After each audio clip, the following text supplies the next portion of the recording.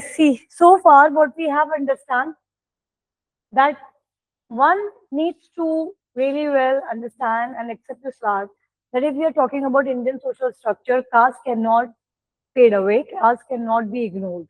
Okay? Because our social structures, our social system, Indian values are based on this caste ideology. So even today, caste plays significant role in determining and how our system is working. Okay? Now in this manner, we are going to add one more thinker, that is Louis Dumont. So far, you people have got the clarity that what is the perspective of G.S. Gure on caste. He spoke about that we need to distinguish features. Then we know about M.N. Srinivas. M.N. Srinivas has given that, it's jati and how it is functioning. Okay. Then we also going to discuss Andrew, that he has used Weberian perspective on caste. So you would see that in the initial sociological writings or historical writings, we were totally dependent on philosophical or Vedic or Manusmritis on these scriptures to understand caste. So whatsoever we could understand that how caste is working, what is its concept, we were totally dependent on books, on scriptures.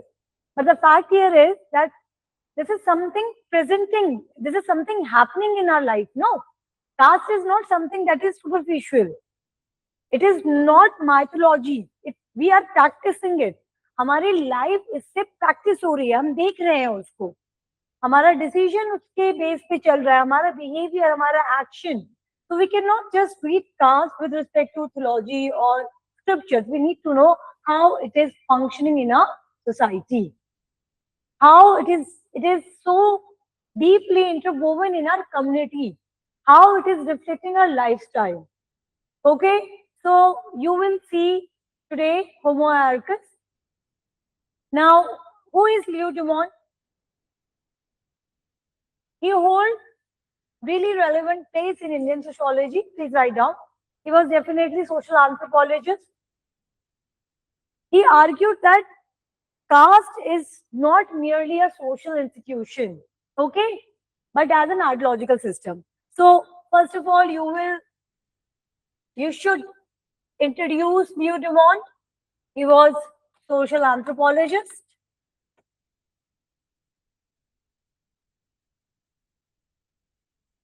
Okay, he holds huge place, significant place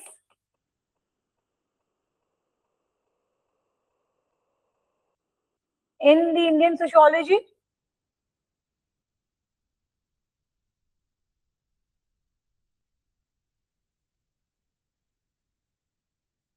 Okay, significant place in the Indian sociology, right? Now, what makes Dumont understanding towards caste system is the way he has explained that it is just not merely a social institution, but as an ideological system he has examined it. This was something fresh, new when he started writing it. Okay, तो जब भी हम sociology में Indian sociology को guys see, जब भी आप Indian sociology को पढ़ रहे हैं ना, do not think that you people have to do rote learning. Even in paper 1 you cannot do rote learning. It's not possible.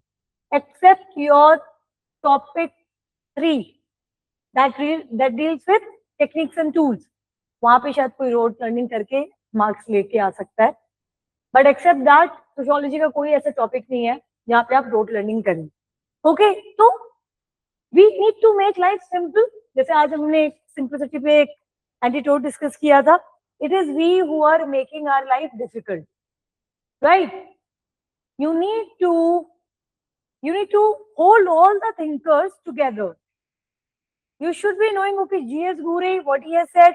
Now to remember what G.S. Gure is saying, connect him with the ideology of M.N. Srinivas, that how M.N. Srinivas was saying. So why M.N. Srinivas is saying something though he was a student of Gure only, right? So you need to compare and contrast, right? Now when I'm talking about Leo Dumont, now you need to see that what Gure has said, what M.N. Srinivas has said. Now what he is saying, So the prominent point which we need to reflect in our head, in our mind, it has to be that before him,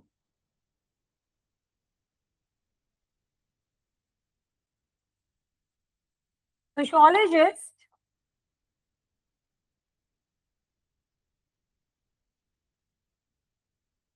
consider caste system as an institution in India.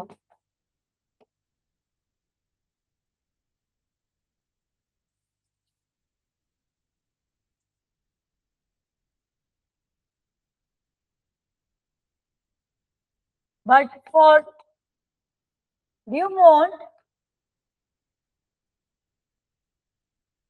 it is a ideological system.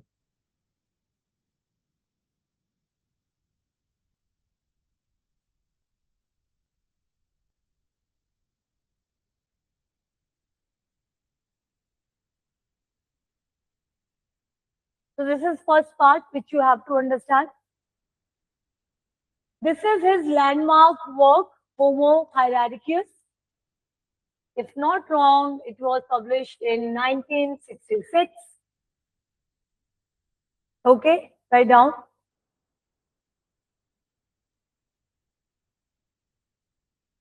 Now, the huge argument which this book is making, it is arguing that why are we studying caste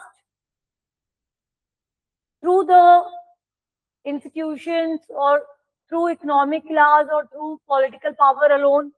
Why are we talking that it is a caste system is deciding the occupation? It is, reflecting on your economical position and how you are getting political power. Okay.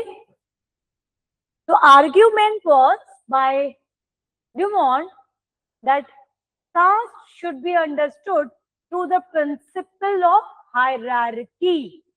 Okay so क्या है, पहले हमने जब भी cast को पढ़ा, okay so earlier you can say हम cast को जब भी पढ़ रहे हैं तो हम कह रहे हैं भाई ये एक सिस्टम है, ओके और अब इस सिस्टम में it is related with economy, okay या फिर हम रिफ्लेक्ट कर रहे हैं पॉलिटी या पावर डायनेमिक, ओके इकोनॉमी और पावर डायनेमिक हम रिफ्लेक्ट कर रहे हैं.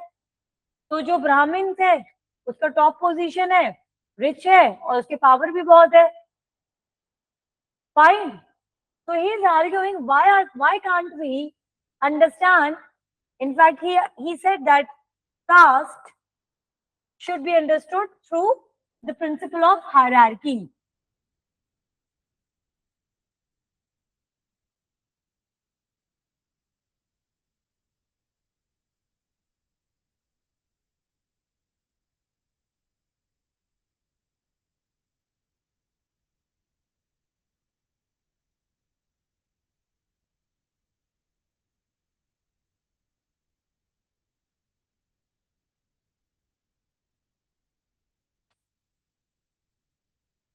Okay, is this clear?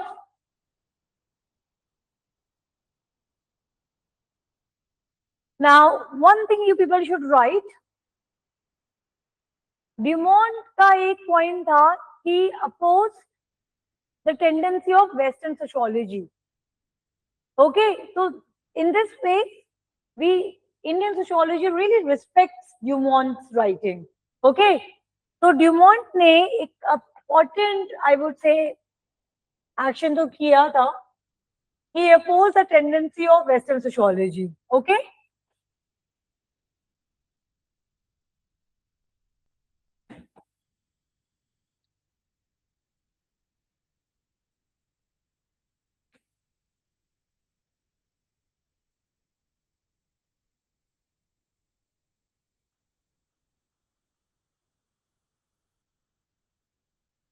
Western sociology का क्या टेंडेंसी उन्होंने अपोज किया था? उनके हिसाब से all society is individualism, going through individualism or equality, material interest and all. Okay, so Western sociology Do write down this. Want to interpret all societies through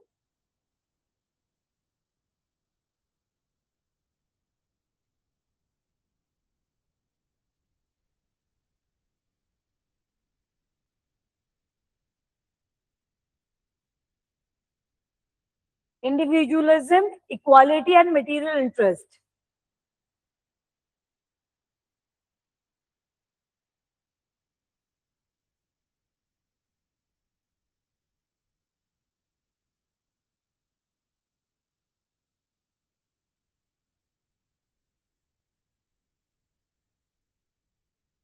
In fact, according to him, write down, according to Dumont, India is a holistic civilization. India is a holistic civilization, whereas the West is individualistic.